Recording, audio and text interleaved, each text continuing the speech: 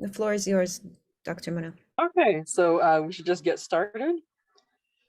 Yes, good evening, everyone. I'd like to welcome all of the esteemed guests and colleagues who have joined us for today's forum presented by Professor Yusuf Awad towards the Poetics of Arab Diasporic Literature. And I'd like to thank, of course, Apatow, the whole team there, Dr. Dina, of course, the president of Apatow, Professor Jihad Hamdan, and for inviting me also to participate today and for holding these seminars that have become like a platform for the ongoing dialogue amongst us Arab academics and so on. And I think such a dialogue is absolutely necessary. And of course, our distinguished speaker today is Professor Yusuf Abu Amriye. And of course, he's very influential, widely published, and he's he's our colleague, and I'm sure everyone knows him very well. Professor Yusuf Amriye is a previous dean of the School of Foreign Languages at the University of Jordan and professor of contemporary Arab diasporic literature. And he has a long history, of course, of research in this field. His first monograph is, of course, entitled The Arab Atlantic Resistance, Diaspora, and Transcultural Dialogue in the Works of Arab British and Arab American Women Writers. And it's based on his PhD thesis, which he completed in 2011 at the University of Manchester. Now, as I say, is widely published, and a very impressive number of over 50 publications. And Professor Abu Amriye has published several articles or numerous articles that explore a wide range of themes and aspects in the works of Arab writers in diaspora, such as cultural translation, identity, and multiculturalism. In addition to these topics, Professor Abu Amriye also frequently publishes articles on Arab adaptations and appropriations of Shakespeare. Now, as I said, he's got over 50 publications in peer-reviewed journals. In addition to all that, I don't know where he gets the time for all this, but Professor Abu Amriye is also the head of a research group on Arab diasporic literature. And of course, he has published in highly prestigious journals such as Middle East Literatures in 2015, Critical Survey 2016 and 2022, Arab Studies Quarterly 2017, Journal of Post-Colonial Writing 2020, and more recently, English Studies in 2022. Now, he's also supervised the PhD students and MA students, and he has supervised since 2016 10 PhD dissertations focusing on different themes in Arab diasporic literature, such as, of course, these themes include anti-heroism, aging, nature and weather conditions, cross-cultural marriages, intertextuality, historical fiction, and auto-mobility. So we have a wide range of topics there. Professor Abu Amriye also served as member of the editorial board of the Journal of Commonwealth Literature between April 2012 and April 2022. And currently he's a member of the editorial board of Critical Survey and also International Journal of Arab English Studies, IGES. So as we can see, he's an authority in the field. He's very well established, widely published, highly influential, always very supportive as a colleague. And as I said before, we have this ongoing dialogue with these forums. And I couldn't help but connect this topic to our previous session, presented by Professor Tahrir on decolonization of English departments at the Arab universities. And I remember Professor Amriye at that point, he actually remarked that when he wanted to encourage his students, PhD students or graduate students in general, to actually write their theses and dissertations on diasporic literature, he was met with a lot of resistance. And fortunately, he was able to overcome that. And as we saw, a lot of the PhD students are writing on diasporic works. Anyway, we are all very eager and looking forward to hearing your presentation, Professor Yusuf. So please, without further ado, just please begin, and we're all ears here. Please begin. Thank you very much, Dr. Muna, for this introduction. Bismillah ar-Rahman ar-Rahim. Assalamu alaikum wa rahmatullahi wa barakatuh.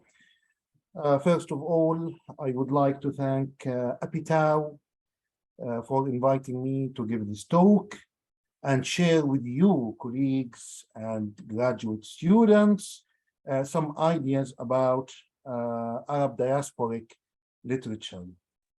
Also, I would like to thank my students, particularly my PhD students who are present with us today, for helping me to make my dream come true of making the University of Jordan a research hub for Arab diasporic literature. My students over the past few years wrote, I would say, brilliant dissertations on different aspects of Arab diasporic literature. Let me start with my presentation, and let me share my screen. There it is.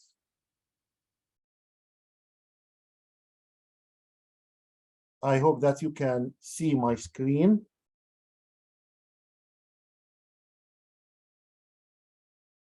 Yeah? Yes, we can. Yeah, that's great.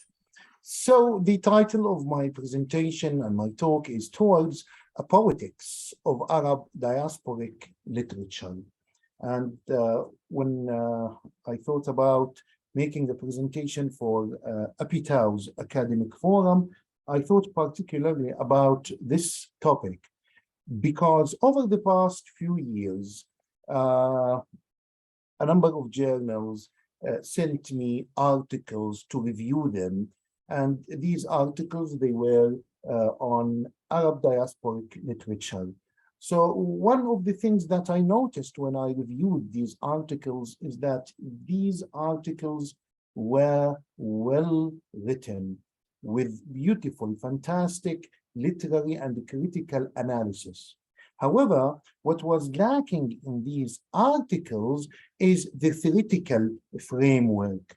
And this is why I thought it is quite important for us to discuss this topic of a theoretical framework for Arab diasporic literature, or what I refer to as poetics. Let me start. I will just raise a number of points at the beginning, and then we move on. So, the word poetics refers to a systematic theory that attempts to define the nature of Arab diasporic literary texts, the principles that govern them, the themes that distinguish them, and the content that they have contributed, to their production. Highlighting the heterogeneity of Arab writers in diaspora through comparing and contrasting thematic expressions of texts produced by Arab writers in English. I will come back to this idea of Arab writers in English. Then Arab immigration and settlement patterns in Britain and the US. Of course, I will focus on Britain and the US, and I will use the Arab writers in these two countries to contrast and compare with other writers from other parts of the world. But as you may notice, I'm just focusing on those writers who write in English. So I excluded those who write in French, those who write in Italian or in German. The third point, Arab immigration and settlement patterns in Britain and the US have entailed highly localized patterns of interaction with the prevailing social, political, and economic conditions. Hence, the themes these writers explore are divergent. And this is where I think it's important for us to remember the politics of location when we discuss Arab diasporic literature, because although Arab writers in diaspora, at least on the two sides of the Atlantic, they use English language to write, but their themes are different depending on their immigration and settlement patterns, how they came to Britain and settled in Britain, how they came to America and settled in America. And on top of that, there is the idea of how they are perceived, how their identity is identified in the census in each country, as I will explain later. While maintaining an interest in examining the details of the works produced by Arab writers in English, I believe a comparative study will draw attention to the thematic, ideological, historical, geographical, nationalist, and contextual similarities and differences among these writers in ways that help us delineate a poetics of each group of writers, mainly according to their politics of location. Finally, it is my contention that the two different immigration and settlement experiences on the two sides of the Atlantic have differently influenced the literary productions of Arab writers in Britain and in America. Let us have a look at the census information, and there is an anecdote that I would like to share with you before we start. There is the George Dow case.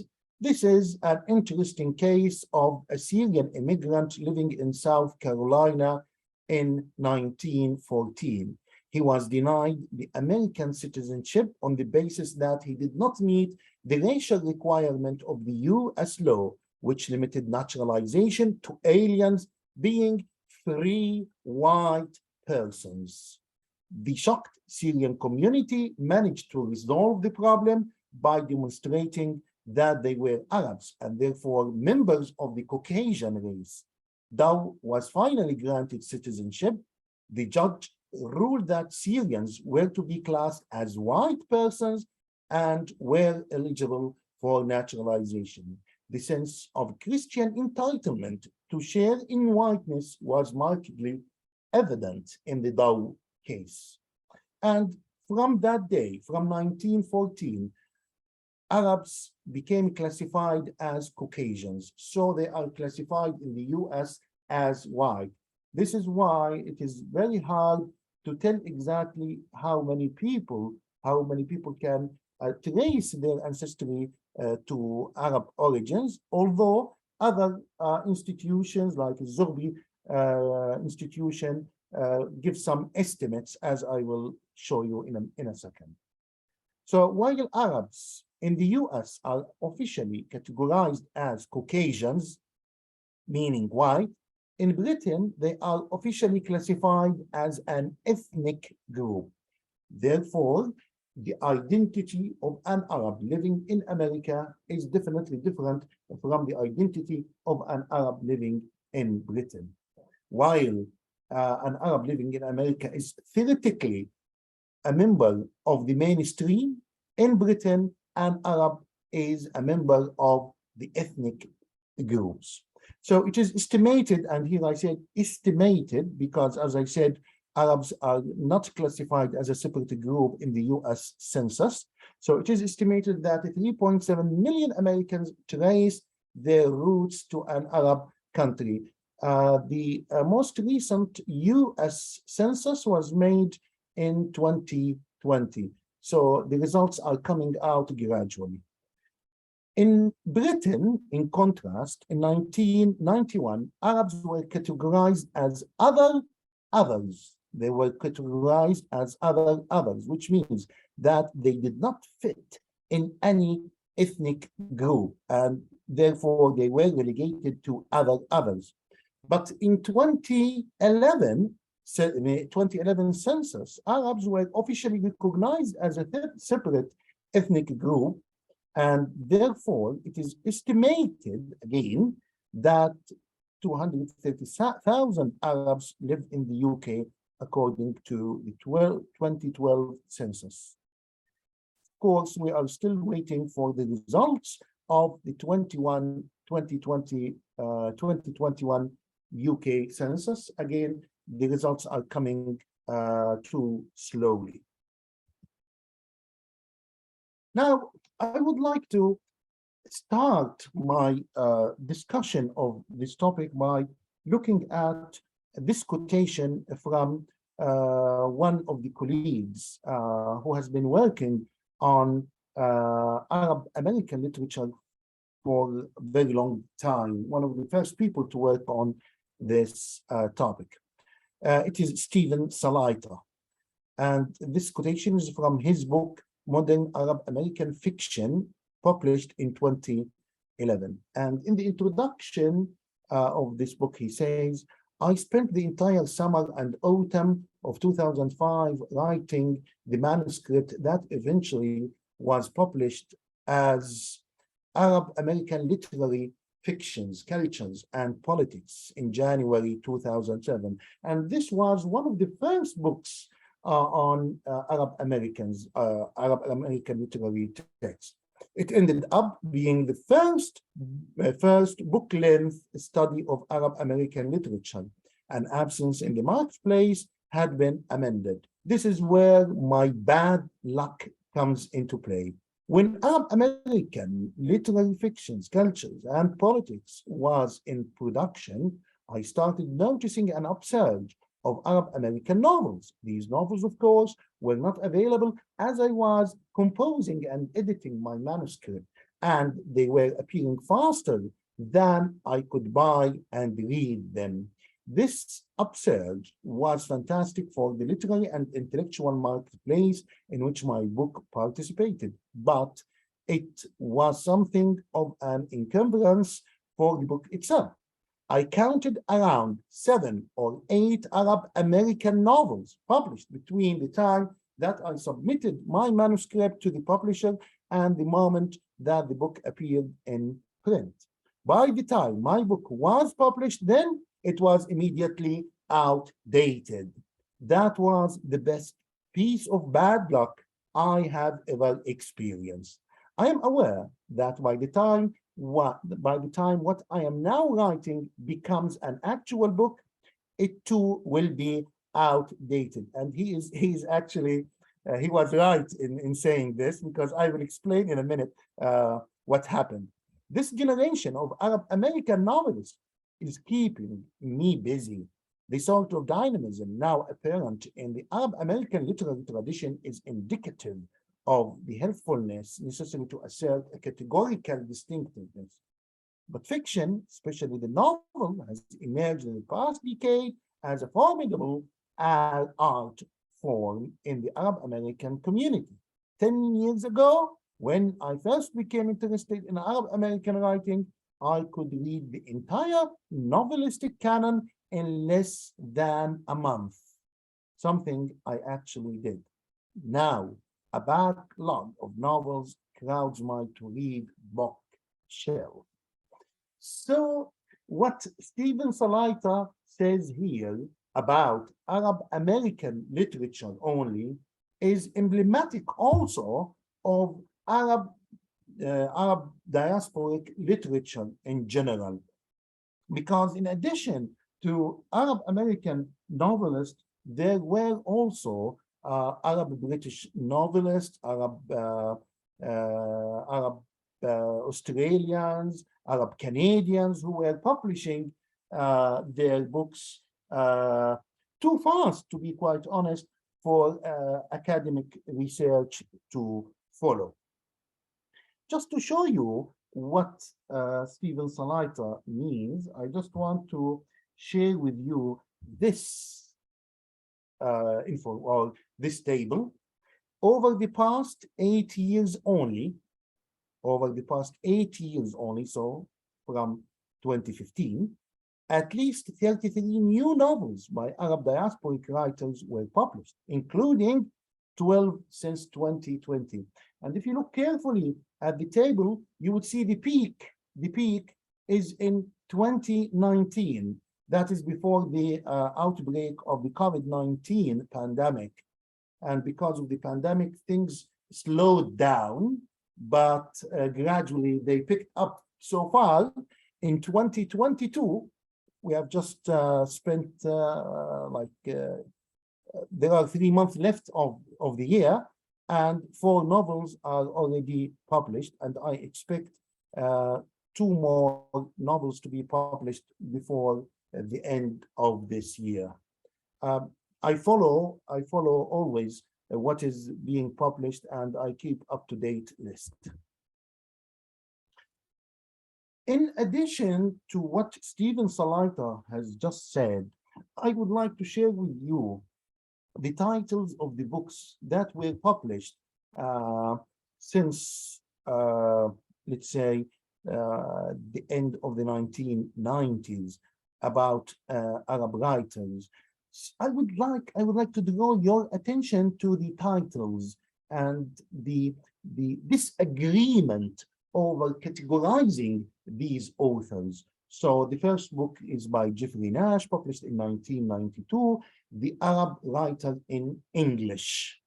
Then Zahia Salhi and Richard Nitton published their book in 2006, and the title is Arab Diaspora. And as you notice, it is a collection of essays. They are the editors. Then we have a special issue of Miller's Multi-Ethnic Literature of the United States, and it was dedicated to Arab American literature. What I'm trying to show you here is the disagreement on labeling this field and the disagreement on giving a name to this field. Then we have got Stephen Salaita's book, 2007 again. Jeffrey Nash came up with the title of Anglo-Arab Encounter, and the subtitle being Arab Writers in English. Then in 2007, another book by Amal Talat Abdel Raziq about Arab American. Layla Al-Malih also published a collection of essays by different authors in 2009 under the title of Arab Voices in Diaspora. Stephen Salaita once again, Modern Arab American Fiction.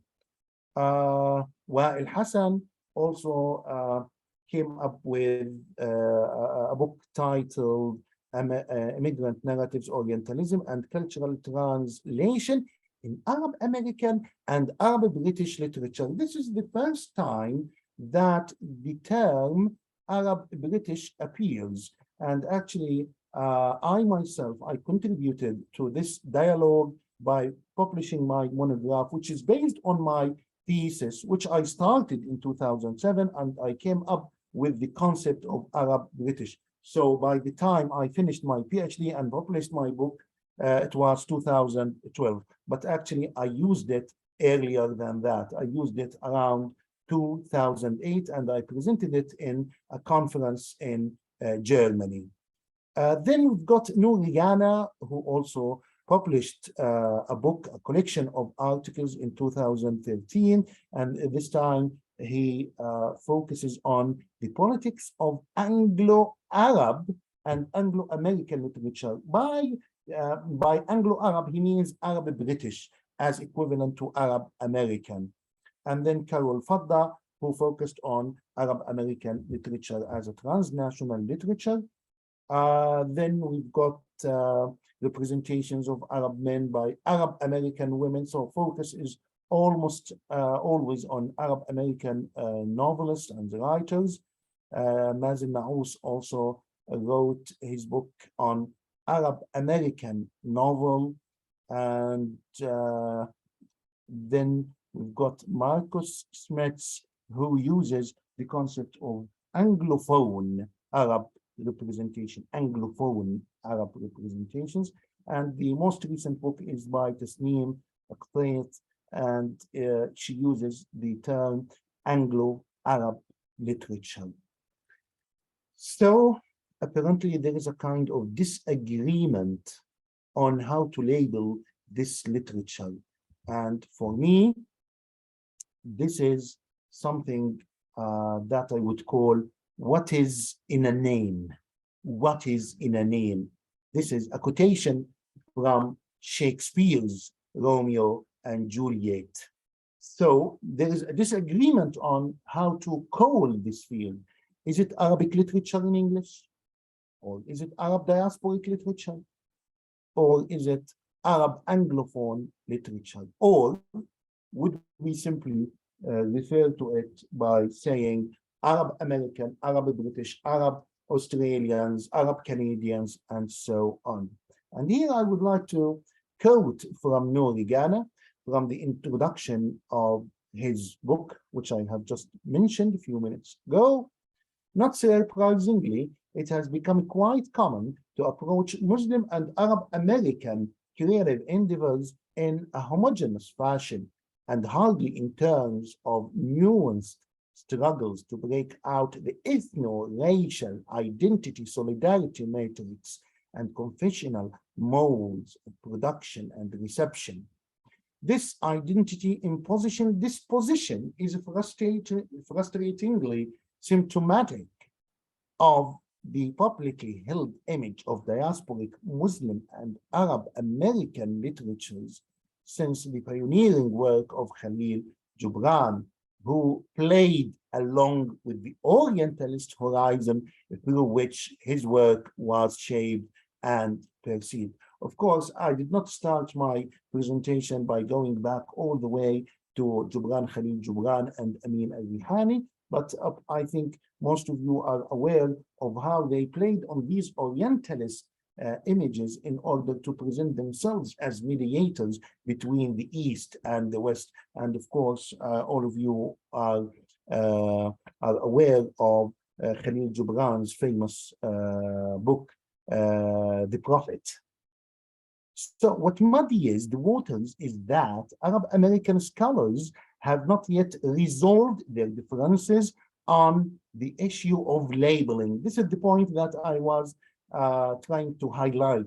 There is this disagreement on labeling, on giving a name to this field. And while several have called for lifting the siege on the identities of diasporic writers, others pointed toward the necessity of reinventing and expanding rather than refusing the inequitability of labeling. So this is one of the main problems that we face probably in this field. What is in a name? What to call this literature? And there is another problem, which is that of reception. Actually, Nouri Ghana has hinted at that point when he referred to how Khalil Gibran presented himself when he first published his works. So this is from Mary Leon. The material, location of the publication and distribution of a literary text, but also quite literally, the location of its production as a literary text of the author, of its authorial, sociocultural context, literary counterparts, is an important aspect of understanding that historical moment as well as the literary construct of the novel. In the early 21st century, however, the national, the regional, even the international have lifted in concept and practice. In the context of the contemporary global, it is perhaps not impertinent to ask what makes an Arab novel in English an Arab novel.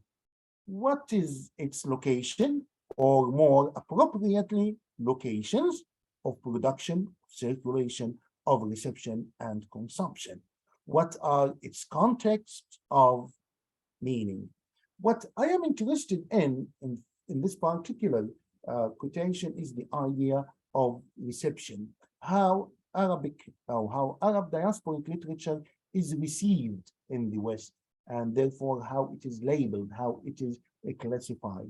And by the way, one of my PhD students is currently working on this theme. She's trying to check and to examine how the book covers of novels written by Arab writers in diaspora, how they are received in the West, especially in the post-Arab Spring era, and how wars and violence is being dramatized and portrayed in these covers, even though some of these novels have nothing to do with violence and with wars, but because the market requires and probably categorizes literature written by Arab writers as literature related to Arab Spring and to wars and violence, then probably these covers are going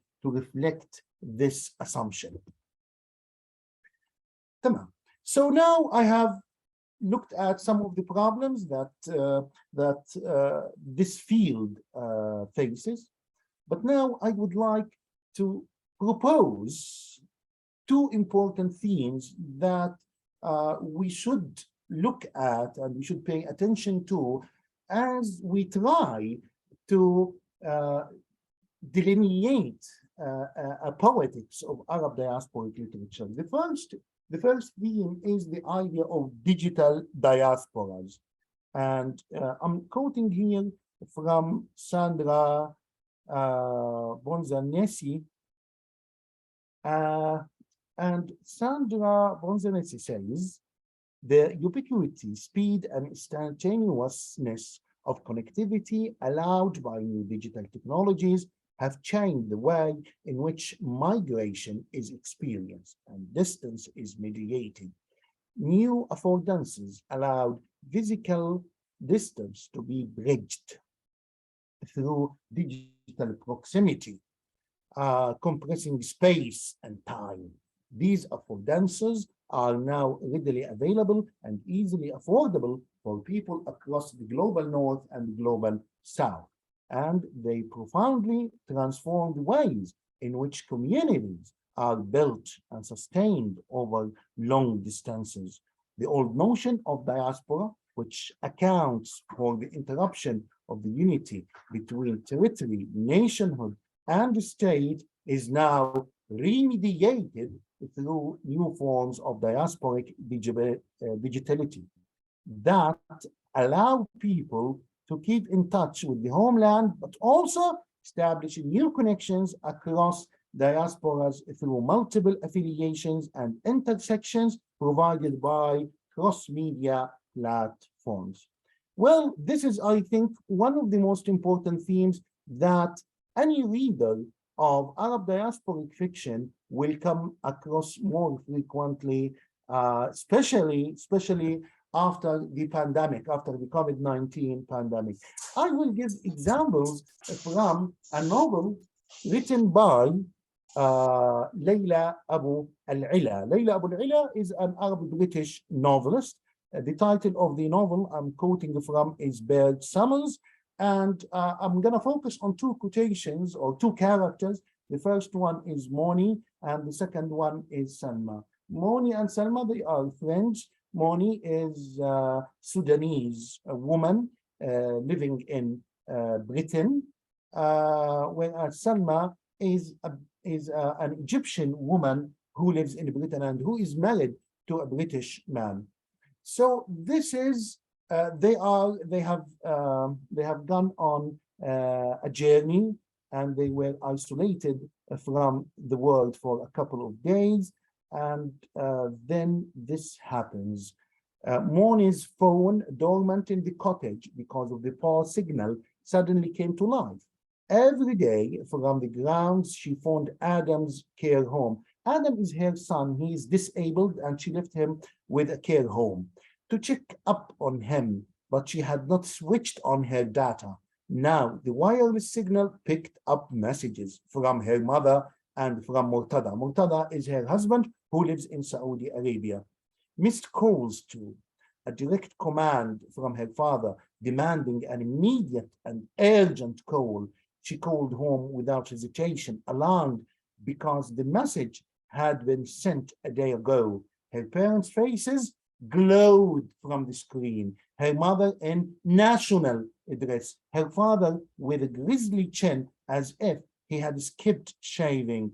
The ceiling fan swirled above them, and here she was sitting in her coat. So apparently, this quotation shows us how the concept of diaspora has dramatically, substantially changed. She is in Britain, she is in the northeast point in Britain, and she is talking to her father and mother in Sudan. And apparently, the images that she sees immediately reflect the politics of location where her parents are, that is Sudan. In addition, the weather itself is so warm that the fan is turned on, while in Britain, as you can all tell, the weather is so cold that she's wearing her coat. So this is just one example of how this concept of diaspora, I believe, is going to change over the coming few years, and its representation in literary texts are going to change accordingly because of this telecommunication revolution and these social media things. I hope that I am not taking much time, but I promise to finish in 5 minutes, inshallah. The second quotation, the second character, Selma. Selma received a smartphone from her husband. She tore through the wrapping, tossing it on Iman's lap, and gasped when she saw the new smartphone. So congratulations, Selma, you have a smartphone. How is she going to use this smartphone? Well, Selma removed her SIM card from the old phone and put it in the new one. She checked for new messages. It was now lunchtime in Egypt, and Amir would have had time to answer her text. Amir is her fiance from Egypt from 18 to 19 years ago. But look at this. She addresses Iman. Remember, she said to Iman, speaking as if she had to choose every word with care, some time back, I told you about an old colleague from university who contacted me via social media. So after 19 years, he contacted her. And once again, their relationship is reignited. She is in Scotland and he is in Egypt. But throughout the novel, she keeps texting him and she keeps making video phone calls to him. In a way, this, of course, changes the concept of diaspora and its dynamics. And the final quotation from the novel is so interesting because Selma is an athlete and she keeps on practicing exercises. And she told him that I'm practicing exercises and I'm running, I'm jogging, and so on. So she slowly sat up and looked around. Her phone made a sound. She picked it up. It was a message from Amir. I can smell you. She smelled of sweat and of wanting a shower. She started to walk back to the cottage. So I think Layla Abu Ila is trying to highlight the fact that of course, this is used metaphorically, but in fact, it reflects how these smartphones, how social media is is changing the concept of diaspora, because he can even smell her, because she always tells him, she keeps him updated of what she does. Now, the second important issue that I would like to highlight before I finish is the idea is intertextuality, adaptations, and appropriations, and how these how adaptations, appropriations, and intertextuality are used by Arab writers in diaspora for several reasons. Here I listed a number of literary texts in which Arab writers, whether novelists or playwrights, how they use canonical text. The highlight of this should be Randa Jarrar's The Story of My Building, which I wrote a paper on and published in iJazz, the flagship journal of Apitow. But also Sulaiman al-Bassam, who is an Arab, who is a Kuwaiti British playwright. He wrote a number of adaptations and appropriations of Shakespeare, the Al-Hamlet Summit, Richard III, an Arab tragedy, The Speaker's Progress, and Petrol Station. So these writers, I argue, Arab writers in diaspora, draw on both canonical Western texts and their Arab cultural heritage to depict the experiences of their characters, who usually live in the interstices of multiple cultures. With hyphenated identities and influences from numerous sociopolitical and cultural backgrounds, Arab writers in diaspora play a pivotal role in questioning and re-examining ideas and themes that have been depicted by canonical writers like Shakespeare. In particular, these writers employ intertextuality to resist stereotypical representations of, or I would say misrepresentations of Arabs in canonical text, and to present simultaneously more nuanced images of contemporary Arab people. This brings me to the conclusion. The differences between Arab diasporic writers need to be further examined in order to delineate a poetics of Arab diasporic literature. I propose that an investigation of the themes expressed by Arab British and Arab American writers be further examined to enrich our understanding of the cultural commonalities and differences between the two sets of writers, and to expand our understanding of Arab diasporic identities.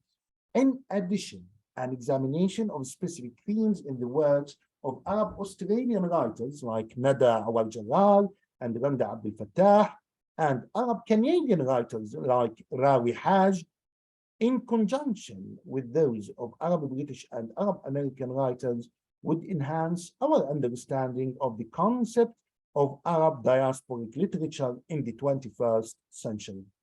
Specifically, studying how Arab characters interact with white and non-white characters in Arab diasporic literary productions can be illuminating. In addition, we should pay more attention to the concept of digital diasporas as we investigate how refugees, immigrants, and exiles are represented in post-Arab Spring literary texts by Arab writers in diaspora. While this project may require a large corpus of literary and cultural productions, I believe it will reveal significant aesthetic and cultural aspects of the role Arab writers in diaspora play in reflecting and shaping contemporary Arab cultural identity. Thank you.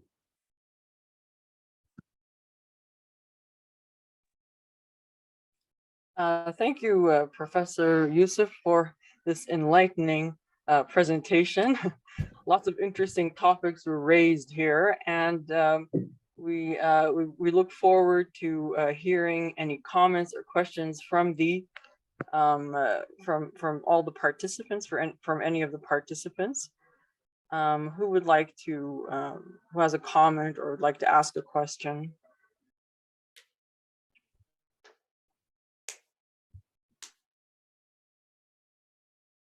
Yes.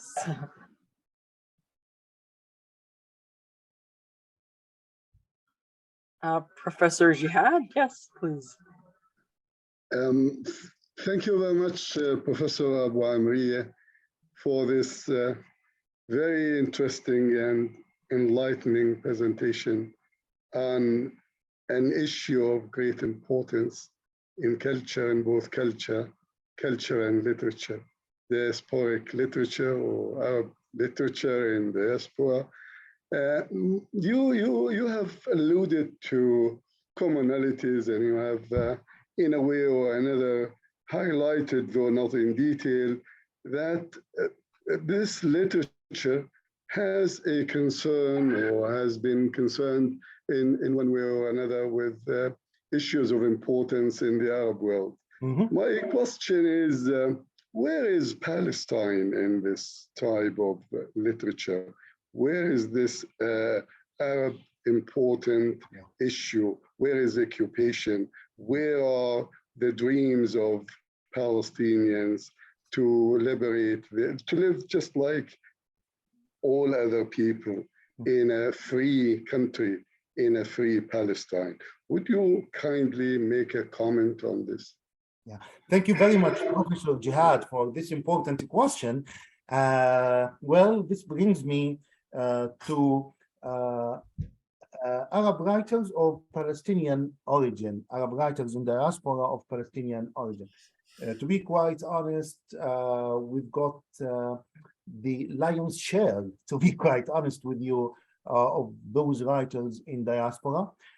These include Suzanne Abu Hawa, who already wrote 3 important books on Palestine. Jenin? The title of which is Morning in Jenin. Yeah. Another one, The Blue Between Sky and Water. The third one is Against a Loveless World. In all these books, she highlights the problems and how the occupation turns the life of Palestinians, whether in the West Bank or even in Gaza, into a hell. Another example is Randa Jarrar, the one I mentioned, and the one I published a paper on in IJAZ, where Randa Jarrar draws on the works of Russian writer Isaac Babel, who wrote in 1920, who wrote a short story titled the Story of My Dove Coat, and she turns it into the story of my building. Again, it tells the story of children who are being tormented and who are being denied being children in the West Bank and Gaza. There is also Salma Dabbar, who wrote a book titled Out of It, which focuses specifically on Palestinians in Gaza and how the frequent invasions on Gaza turn the lives of these Palestinians into an intolerable life. So, to be quite honest with you, Dr. Jihad, Arab writers of Palestinian origin, they are so active, and they wrote a number of good books which they use to explain the situation to Western readers, since they write in English. And of course, the list can go on, and I can mention much more authors, but I think they are doing a great job, and they are the highlight of Arab diasporic literature. By the way, there is also, we have to mention the Alayan, Dr. Yusuf. Yes, of course. Alayan. But also, we should mention also the Palestinian Literature Festival, which is a festival held every year. And it was inaugurated by Ahdaf Swaif. And Ahdaf Swaif is an Egyptian British novelist. And this festival is a wonderful opportunity for discussion. Usually it is held in Britain, but over the past 2 years it was held online, and people from different parts of the world participate in it. So I think Arab writers of Palestinian origins are doing a great job in this area. Thank you. Thank you. Yes, Professor Yusuf, what drew my attention to this topic was the idea of poetics. Mm-hmm. You know, how the idea of poetics, you know, we need a systematic approach to the study of diasporic writers. because that's how Arab writers can establish a literary tradition or even a canon of our own, and we can break free of the English literary canon. But Yes. my question is, where are we with it with regard to like a theoretical framework of studying, diasporic literature? Right, right. Yeah, this is an interesting point, and it is the job of critics to try to highlight this tradition and to outline it. Unfortunately, most of the books that I mentioned in my presentation, they focus on just a specific minor issue, and they would focus on it all. They have a collection of articles and essays that are not strictly connected or linked. So far, I personally, I suggested a poetics based on the idea of settlement, immigration and settlement in the West, because I think the identity of the author would be reflected in the kind of literature he or she writes. But I added to this more recently the idea of digital diasporas and how this literature is going to reflect probably to redefine the concept of diaspora itself. If you ask me, I would say I'm so happy that there are so many books are coming out. Of course, there are so many articles coming on Arab writers in diaspora, but more recently, we've got these books. I think eventually there will be a kind of dialogue, probably this meeting, which Abitao has invited me to talk on. This meeting should be a very good opportunity for starting to think about this poetics and trying to define a canonic, not a canonical, but to define and delineate the features and aspects of this Arab diasporic literature. Yes, we have a lot of hands on the screen. We'll begin with Professor Tahrir. Yes, please. Yes, thank you very much, Dr. Mona, and thank you, Professor Youssef, for this very interesting talk. I just wanted to ask you about something you focused on, which is the title of this. What is in the name? What's in a name? Yes. Now, you mentioned several names like Anglophone, Arab American, Arab British. But from the title of your presentation, it's obvious that you prefer diasporic writing and writings in diaspora. Right. But I just wanted to ask you, Professor Youssef, what is in a name? I mean, you having chosen diaspora to name this field, what are you saying to us then? What are you incorporating? What are you excluding? What are you not excluding, etc.? And maybe I'll have a follow-up question if I hear your answer or after I hear your answer. Okay, go ahead, Dr. Youssef. Thank you very much. Well, I have chosen diaspora in particular because I think it is more inclusive. And at this stage, I think we should focus on an inclusive approach so that we can come up with this poetics. I personally, in my PhD, I suggested to use a concept like Arab British versus Arab American, but that was convenient at that time.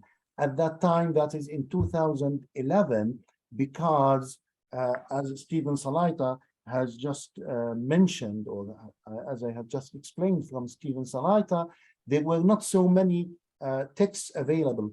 But now we have an explosion, literally an explosion of literary texts by Arab writers in diaspora.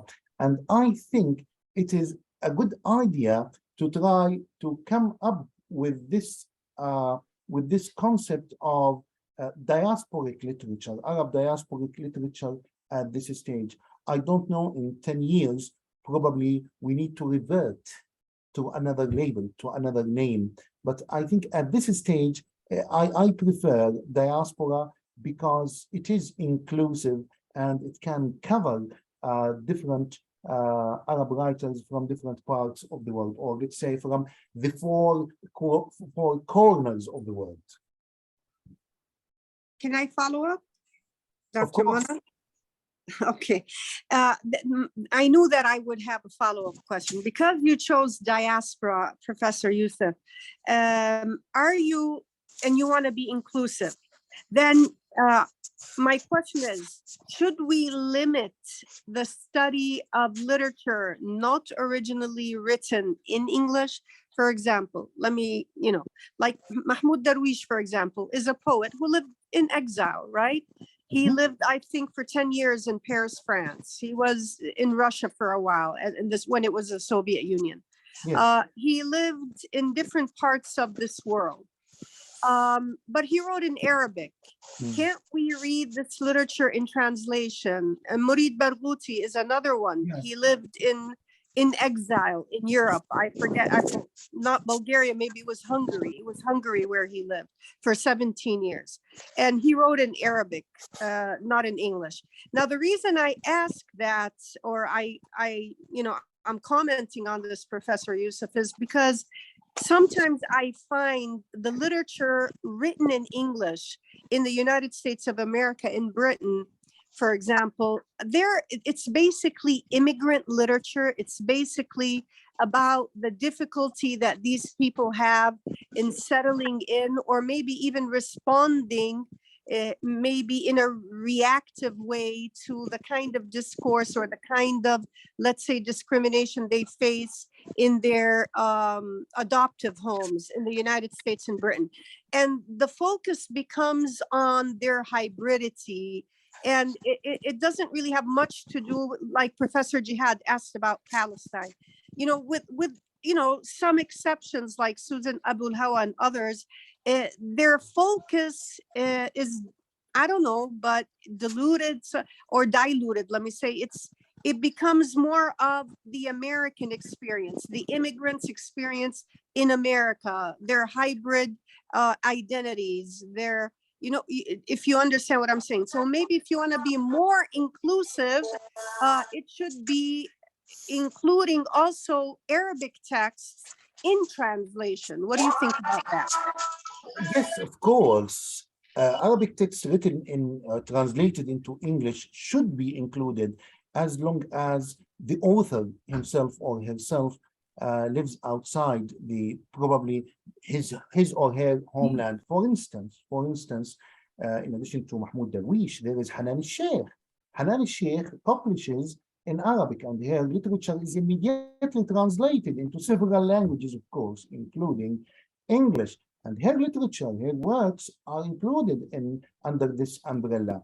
And regarding the point that those Arab writers who live in diaspora usually focus on their own experiences and their hybrid identities, well, let me disagree with you, because as I said, the more recent authors, this explosion that happened in publishing, it is literature set everywhere. The author himself is a diasporic figure, so he lives in America or he lives in Britain, but his or her novels, they are mainly set in their homelands.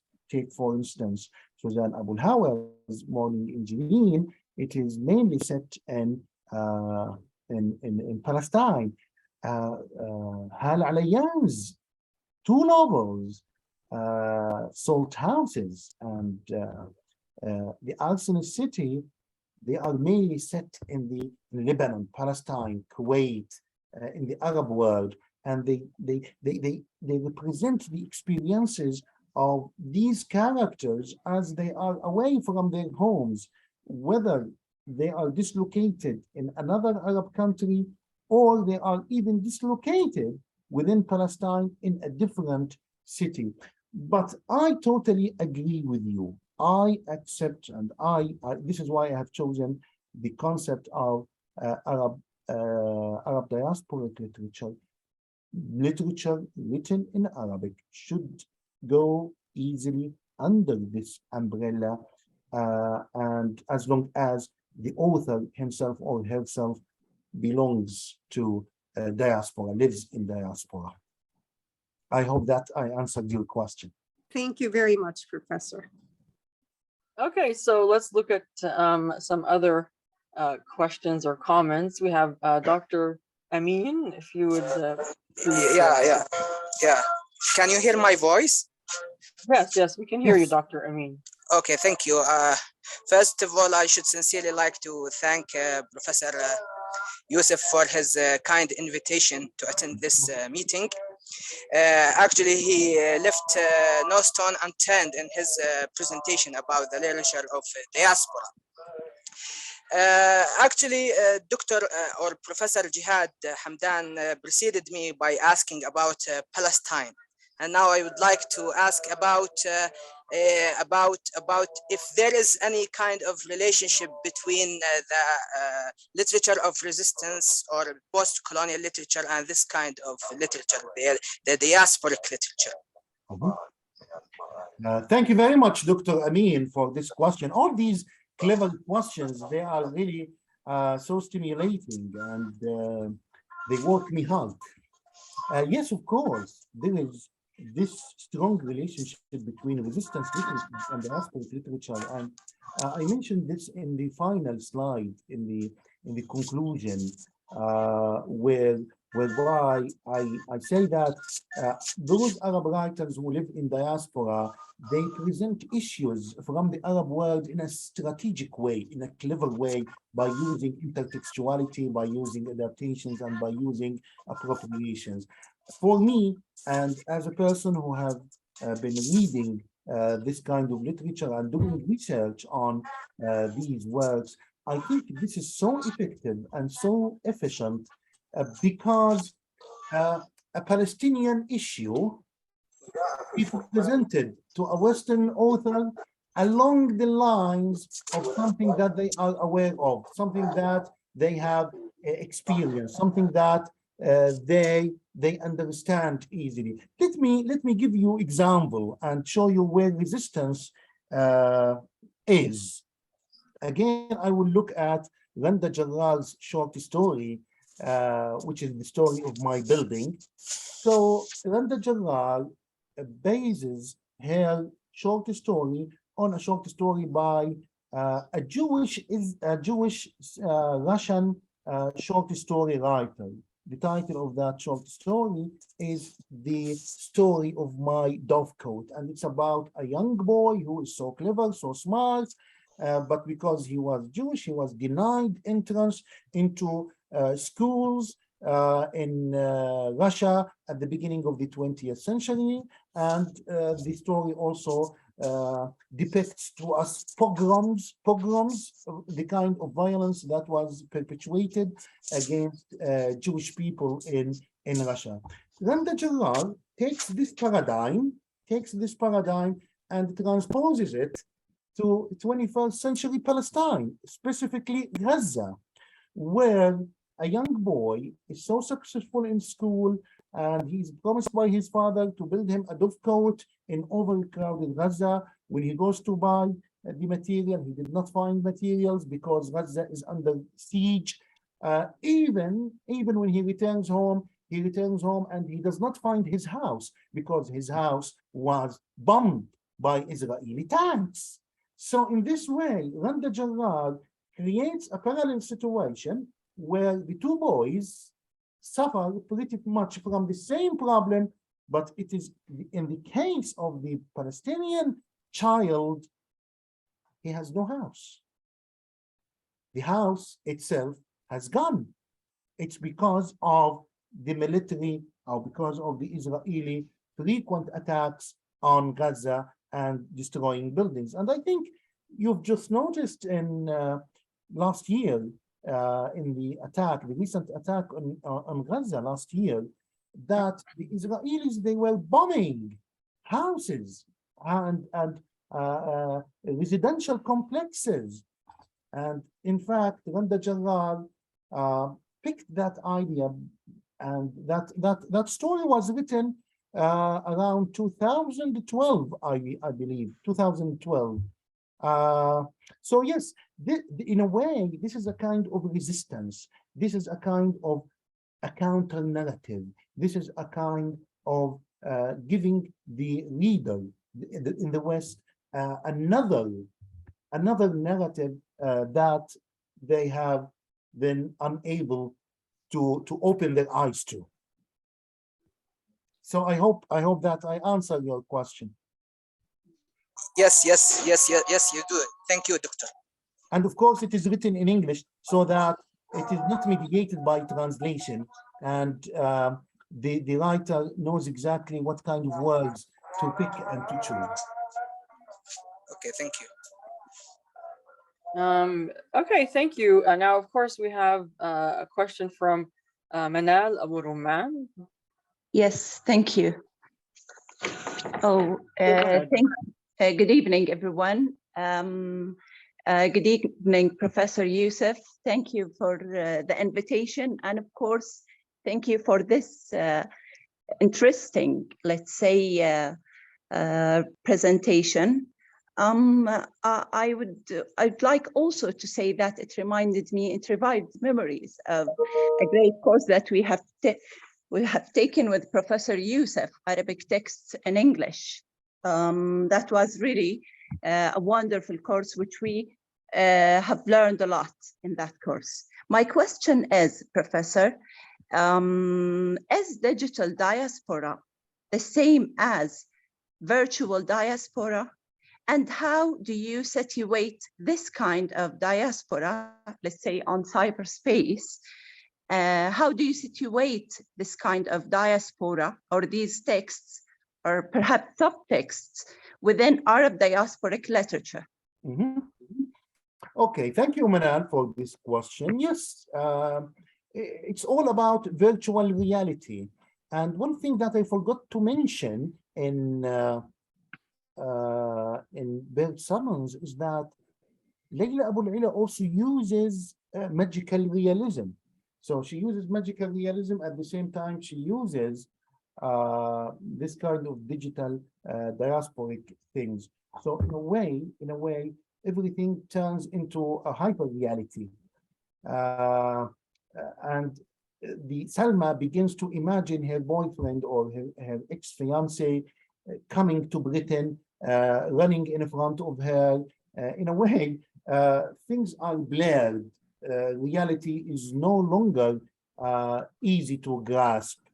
When I mentioned digital diasporas, I wanted to draw your attention as readers and my attention as well to the fact that we will be seeing more and more of these digital diasporas in literary texts written by Arab diasporic authors. And in a way, I was trying to suggest that this could be one of the defining features that would help us set up poetics of Arab diasporic literature. So it could be an Arab diasporic literature that is characterized by digital diasporas and changing the meaning of diaspora itself and making connections easier. Thank you. Thank Yes, you. so now continuing, let's see, we have Shaban or Shabane. Hi. Yes, I'm sorry, I don't know if I'm... It's Shaban Shawsh. Yes. Shaban Shawsh. Ah, So isn't I was that your Sarah? Is that Sarah? Sarah. Yes, Sarah Yeah, Shaban Sarah was Shawsh. one of our students, and Okay. In she Arabic returned to text. Algeria after she got her Yeah, PhD course. Yeah, thank you for this valuable course and presentation. So I have a question to ask. Since you are talking about diasporic writers, why some authors, including Rawi Haj, focus on existential issues. I mean, when we talk about the theme of existentialism, so the issue of existential issues, are they related to the experiences of the characters, such as in the novel of Cockroach and Beirut Hellfire Society? This is my question. Yes, thank you, Sarah. As you know, these texts can be read on different levels and they can be interpreted from different perspectives. Of course, as you may recall, Rawi Haj also wrote another novel, Beirut's Hellfire Society, in which he depicts the perils and the violence that was perpetrated during Lebanon's civil war. But overall, these are variety of topics that Arab writers in diaspora explore, influenced by their politics of location, influenced by their socio-political, cultural, historical backgrounds.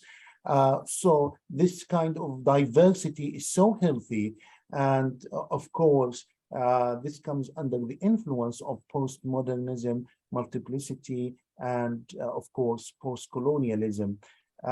In a way, Rawi Haj is, as you may agree with me, is a great novelist with focus on different topics that would qualify him for rewards and awards that he won, whether in Canada or in America. So I do agree with you. These topics, it is always healthy to have different themes, different topics explored by these authors. Otherwise, if they all explore the same topic, then it's going to be redundant and it's going to be boring. Yes, thank you. Okay, well, this topic has generated a lot of questions. Apparently, we still have Amne Abu Samin, I think. Yes, Professor, thank you. Thank you, Professor Abu Amriya, for your wonderful lecture. And my question is about, the theoretical framework. Don't you think that having a debate over the labeling of the, whether it's diaspora or Arab, British, Arab American, the debate is more important than reaching a label, because by having this agreement, this will enhance the canon by, critical contributions, abundance on the field. I do agree with you. Yes, this debate always brings the best of us when we discuss such a topic. But my own point of view is that probably at one point, if I personally, as a researcher, I focus on the concept of diaspora itself, I think I would produce a theoretical framework that would later opens the eyes of other critics on topics and themes that probably they do not clearly see in their readings. So while the debate on this debate on the name, on labeling should go on, I think I myself would stick to Arab diasporic literature. Thank you, Professor. Okay, so Suzanne, yes, please go ahead. Thank you so much, Dr. Muna and Dr. Yusuf. Thank you for having us today once again. I have a question. Of course, this is a very important issue, I think, and it is a complicated issue, how to label such type of literature, whether you would like to call it diasporic literature, or as Dr. Tahir Hamdi has pointed out, immigrant literature. And, my question is, you know, the approach, you know, these writers actually take when they speak about their experiences in the West, when they leave the Arabic countries, or some of them maybe look back to their experiences in their own countries, speak about resistance as Palestinian literature and so on. So in my question for you, Dr. Yusuf, is that, you know, to what extent did you encounter, for example, a literature that by Arab writers writing in English for a mainly white, racist, mainstream audience, promoting stereotypes about Arab culture, about the Arab world, having in mind that, you know, they want to succeed, they want to get published, they want to please a racist media, and they basically, you know, maybe I'm going to use Ishmael Reed's notion of airing dirty laundry and promoting, you know, a number of, you know, promoting stereotypes, bashing minorities, and so on. To what extent do you think have you encountered such type of literature, and what is your opinion about it? Well, thank you, Dr. Suzanne, for this important comment. And I do agree with you. Those authors exist. May I just mention, sorry for interrupting, I forgot to mention an example, and that is Hanan Sheikh in the collections of her short stories and also her novels. Yes, those authors exist, and under pressure of marketability, under pressure of marketing themselves,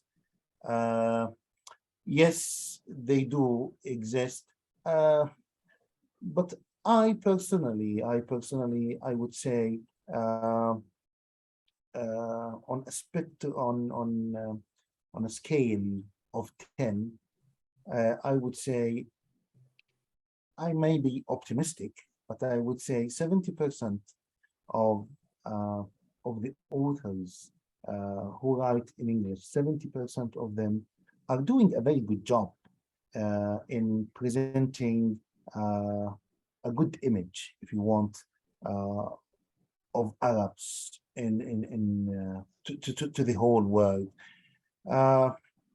Usually, in the same text, in one text, you have ups and downs. You have pages addressing the white racist community, and you've got also pages that debunk this white racist ideology. I would say this is not specific to Arab diasporic authors. I think it exists in different literatures and in different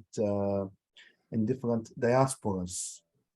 But we as critics, I think we have a role to play here. We have to clarify and to highlight and probably to celebrate the successes some of these committed authors they have achieved. Not to be disappointed and not to be let down by the authors that you would call they are airing dirty washing outside. I think we as critics, we as researchers, we have this job of trying to highlight the successes of these authors, of the authors who over the past few years proved their willingness to shoulder some of the problems of the Arab world and to counter the misconceptions disseminated in Western media and Western cultures. Thank you, Professor. Thank you. Thank you very much. Yes, so Dr. Yusuf, I just wanted to ask, so you don't think that these writers, they don't try to like cater to the tastes of Western readers by Well, some presenting of them some do. stereotypes. Some of them do. Yes, some of them do. I said yes, yeah. But I wouldn't say these are the majority. I would say these are the minority. I said I would be optimistic and say these are the minority. And we should celebrate the majority, and we should celebrate the success that they have made over the past years. Well, come to think of it, 20 years ago, actually we had only one perspective, that is of the West.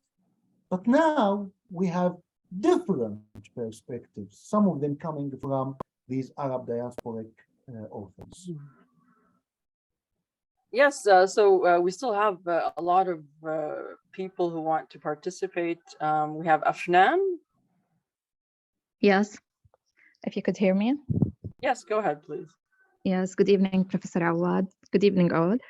Thank you, Professor, for this interesting presentation. And my question is, to be honest, I'm very sorry I didn't join this meeting from the very beginning, but I wonder if diaspora is related only to the displacement of a place. I mean that we know that the diasporic literature writer take the legacy of nostalgia in literature. So if diaspora in literature involves the idea of homeland displacement, what about the time displacement? I mean, if one feels distributed and scattered from the time he's living in, can't we consider the writers writing nowadays who feel this nostalgia to the past time? Can we have some relation to the diasporic literature, I mean? Well, I would call that a kind of alienation. I would call it displacement, but I wouldn't call it diaspora, because I think diaspora by default should include an element of distance from homeland, from your country of origin. So probably the best way to describe the phenomenon that you have just highlighted is a kind of alienation, is a kind of estrangement. Probably these would better describe this situation. Well, thank you, Professor. Unless you want to use diaspora metaphorically. Thank you, Professor. Thank you. Okay, we also have, we seem to be running out of time. I don't know, do we have time for two more questions, Dr. Dina? Yeah, we do, but if we can finish up before 8 o'clock, it's 7:30, so. Okay, I see two more questions, and then we'll see if there are any of the comment questions. Can I just say something? There's a message, someone asked a question in the chat room, and I sent it to you, and it's a very interesting question, and I think that Dr. Yusuf would like to answer it. I don't know if you can take a look. Yeah. Okay, so I should look at the chat. Good question. Oh yeah, it's from Dr. Taysir, I think it's. Taysir, yes. Here, he says, thank you, Professor Yusuf, for raising such a pressing topic. For me, the term diaspora is heavily riddled with a lot of aesthetic and interpretive forms of Jewish mimicry. That is to say, what Edward Said calls reflections on exile is a point of departure that we should attend to. In other words, to treat diaspora from such a romantic and sort of utopian standpoint, we miss the point.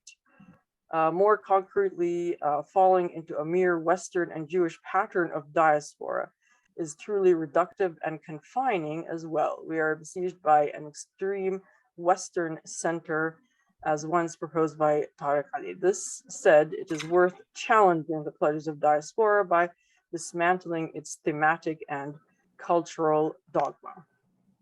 So this is, of course, a comment by Dr. Taysir. So yes, Yeah, what's your insight on this? yeah. Just comment? quickly. Well, the concept of diaspora should not be restricted to Jewish diaspora. There are different forms of diasporas throughout history, and I think it's our job again as critics and researchers to highlight this and to show how to use this term in our own context, away from the Western influences, away from the Jewish traditions. So for me, I think we cannot leave this concept just because it is more related to the Jewish situation. Well, we have the right to use this term as another community. There is the Armenian diaspora, a well-known diaspora. There is actually the Italian diaspora in Argentina. So we are entitled to use this term with no reservations, and we should at the same time try to highlight how it can function within our own context, within our historical context. I personally, I think if we leave the concept of diaspora, then we are missing a lot. Yes, thank you, Professor. So anyway, we have, I think, a couple of more comments or questions by Manal Isa. Yes, can you hear me? Yes, go ahead, please. Thank you, Professor Yusuf Hawad, for this interesting presentation. Especially, I'm interested in diasporic literature, and it was helpful because it introduced me to new concepts like digital diaspora. I've never heard of that before. Now, I have two questions. The first question is that, don't you think that adopting Western canonical texts give more weight to them?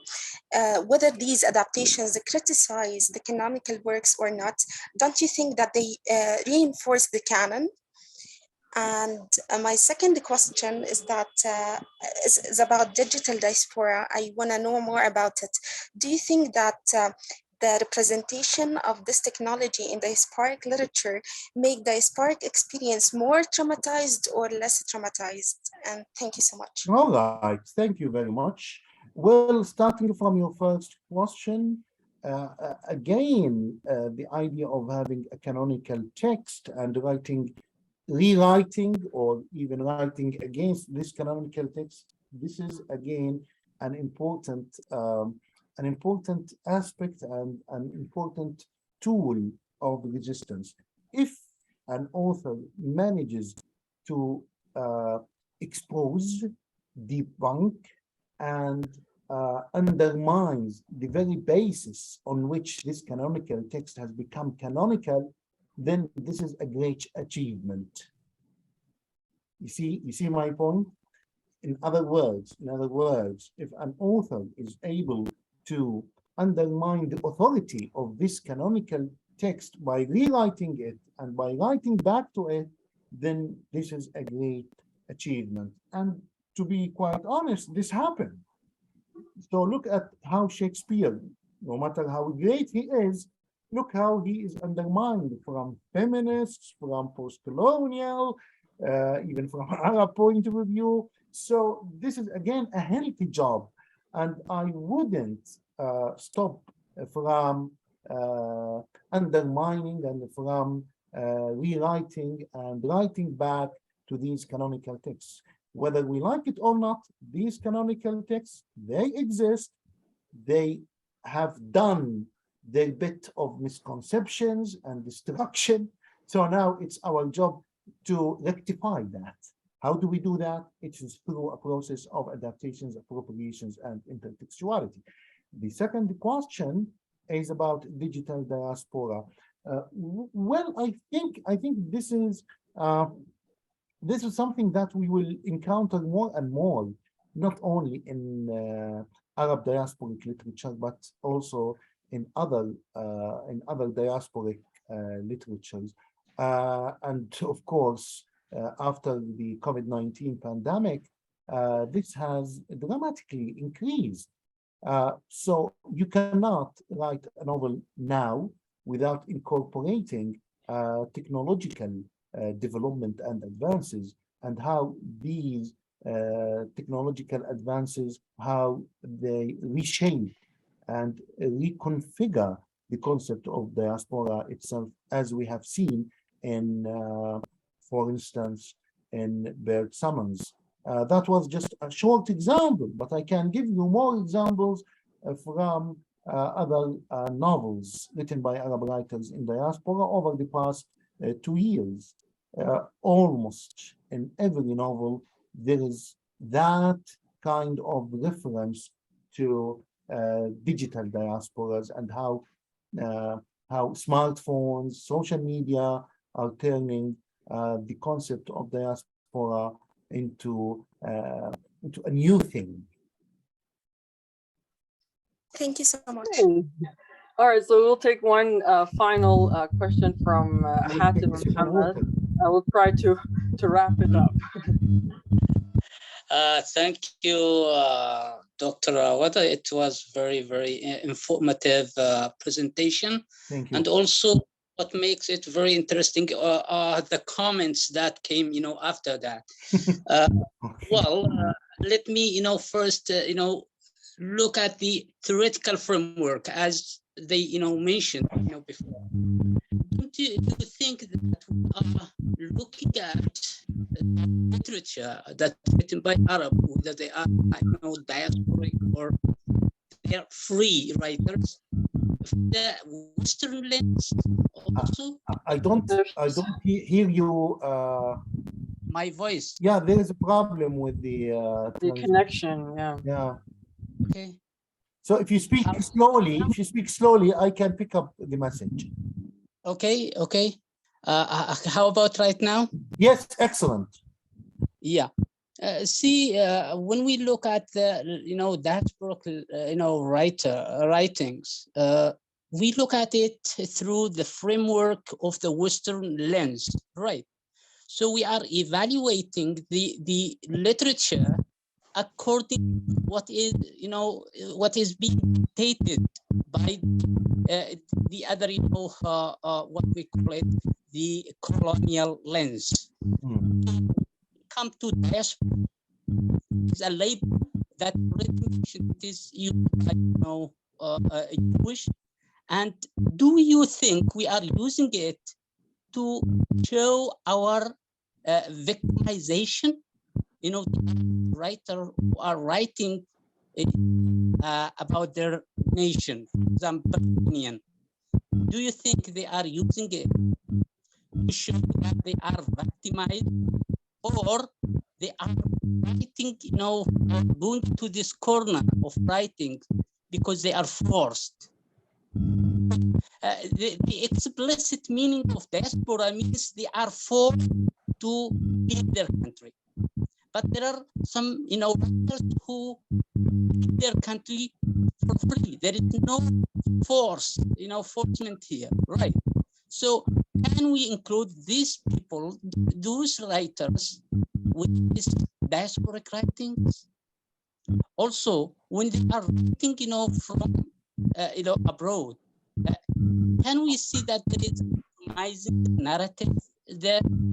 They are evaluating their culture according to this culture, right?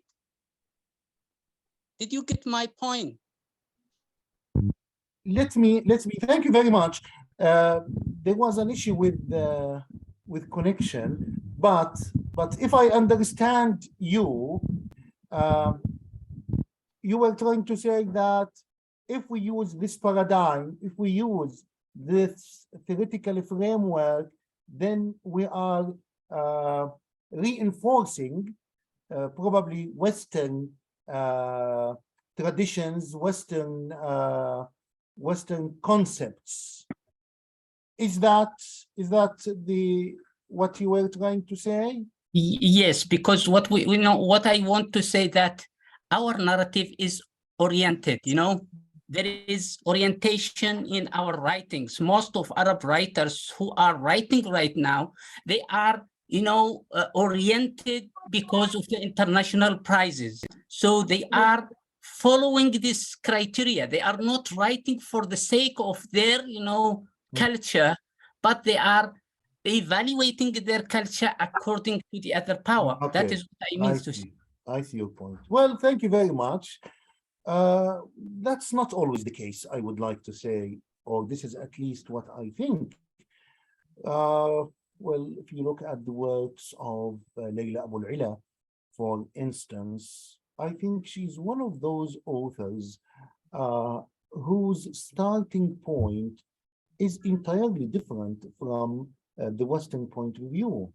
Her emphasis and her focus on Islam as a basis for her ideology is quite powerful and helpful.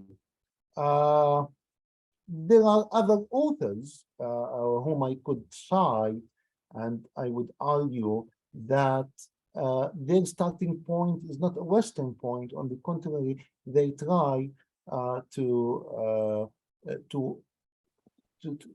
construct their own perspective, which is based on our Arab and Muslim traditions.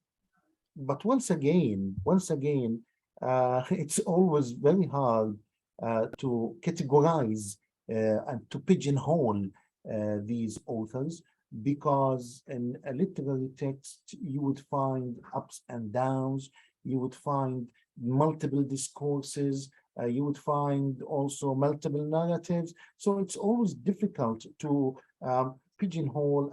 And what I really would like to highlight is that why do we always consider ourselves as passive agents? Why do we always consider ourselves as recipients?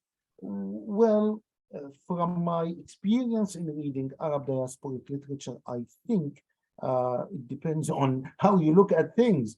But why do we always try to self-censure ourselves? I think some of these Arab writers in diaspora are doing a great job, and they are playing a role in trying to rectify misconceptions about Arabs and Muslims. So for me, I think it's not a matter of categorizing and classifying authors and labeling them, because this is the easiest way to deal with things. I think the issue is much more nuanced and much more complicated than that. And I would say that those Arab authors in diaspora, they are divergent, they are different, they have different socio-political, ideological, cultural, historical backgrounds, and this makes them different in their perspectives and in the ideas that sorry, that is the point. What I mean, that there is a differences between all, every culture, and every culture has its specialization and its, differences. That why we celebrate, diversity, right? Yes. But there are, most of the Arab writers, that's the problem. They are trying to go through the other, streams and try to evaluate their culture according to the others, lens. And here we are trying to be a black, carbon copy of those, cultures. We should, celebrate our differences, right? Else I don't want to watch, the same face in front of me. I want to see the differences so we can celebrate the beauty of this diversity. Well, I don't know about most Arab writers. I don't know about this. Again, I think we should be more attentive when we I know. trying to categorize these authors. We should do them justice. Probably I am more optimistic than other people, but I think this is based on my readings in this field for more than 12 years. So I read the good, the bad, the mediocre, and I think the overall impression that I have made based on my readings and based on my analysis is that I think those Arab writers in diaspora are doing a fantastic job. Yes, thank you, Professor Youssef. We've actually gone way beyond the allotted time, and we could just go on and on indefinitely discussing this illuminating topic. Unfortunately, we're running out of time, and we would like to thank you once again. We'd like to thank all of the participants, and of course, we want to thank Professor Youssef for raising all these interesting issues about the theoretical framework of the diasporic literature, did the new topic of digital diaspora, very thought-provoking, and of course contrasting various diasporic writers from various nationalities. I think these are all ideas that we will all think over now.